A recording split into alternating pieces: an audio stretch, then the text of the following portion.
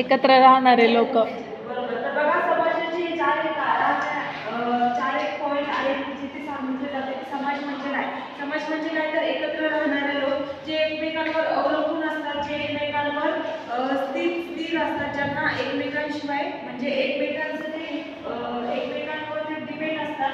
आणि अशा समूहात किंवा समाजात राहणाऱ्या लोकांना समाज असे म्हणतात. त्यांच्या गरजा या एकसारख्याच असतात, एकसारख्या गरजा असतात. म्हणजे अन्न वस्त्र निवारा या ज्या गरजा असतात त्यांच्या त्या एकसारख्या असतात. त्यांच्या परस्परावर अवलंबून असतात. त्यांच्या भावनिक राजकीय स्वातंत्र्य सगळ्या गरजा या एकच सारख्या असतात. आणि नियम आणि शिस्त समाजात राहणारा व्यक्ती हा नियम आणि शिस्तीने चालतो. तर बघा समाज म्हणजे काय तर या चार घटकांवर आधारित हा आपला समाज इथे उभारलेला आहे. पुढचा पॉईंट आहे समाज जीवनाची वैशिष्ट्ये. समाज जीवनाची वैशिष्ट्ये परस्पर सहकार्य. एका समाजात राहायचे म्हटल्यावर हे परस्पर सहकार्य. सपोज आपण ज्या समाजात राहतो तिथे एकटं राहून चालतं का? नाही, एकटं राहिल्यावर समाज कसा. परस्पर सहकार्य करणे हे प्रत्येकाला गरजेचं असतं. सामाजिक सुरक्षा. एका समाजात राहिल्यानंतर आपल्याला सामाजिक सुरक्षा ही खूप गरजेची असते. एकटं राहून ठेवत नाही हे जे कुठे आहे तिथे सफल होतं किंवा अस्तित्वात होते. तर ते समाजात येतं. समाजात राहून सामाजिक सुरक्षा बघणे आपल्याला सामाजिकचे महत्त्वाचं वैशिष्ट्य आहे. सामाजिक संवाद. एकत्र येऊन संवाद करणे, विषय बोलणे किंवा एखादी अडचण असेल तर ती सोडवणे ही सगळ्यात मोठी समाज जीवनाचं हे एक वैशिष्ट्य आहे. परंपरा आणि संस्कृती. पूर्वकाळ चालत आलेल्या चांगल्या वाईट या परंपरा या समाजात चाललेल्या असतात. आणि जसं जसं समाज पुढे चालतो काही जुन्या रूढी परंपरा सोडून राहणारी परंपरा आणि संस्कृतीने हा समाज जीवन चाललेला असतो. तर बघा समाज जीवनाची आपली चार वैशिष्ट्य आहेत. परस्पर सहकार्य, सामाजिक सुरक्षा, सामाजिक संवाद आणि परंपरा आणि संस्कृती.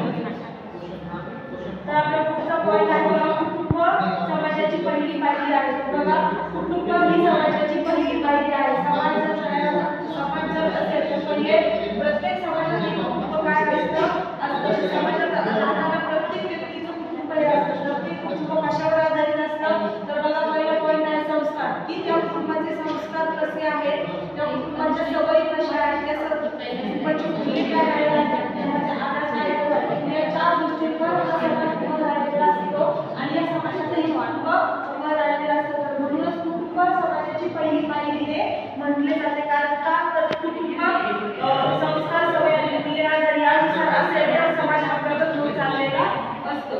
तर त्या पुढचा पॉईंट आहे समाजातील संस्कार. तर बघा समाजाला अधोरेखित करण्यासाठी किंवा समाज हा पुढे जाण्यासाठी या ज्या संस्था आहेत त्या असणं फार गरजेचं आहे. पहिली संस्था आहे शाळा. शाळा म्हणजे शिक्षण घेणे हे खूप गरजेचे असते. ज्या समाजात व्यक्ती राहते त्या समाजातील प्रत्येक व्यक्तीला शिक्षण घेणे हे फार गरजेचं असतं. आणि शिक्षण घेण्यासाठी प्रत्येक व्यक्तीला शाळेत जाणे हे फार गरजेचं असतं.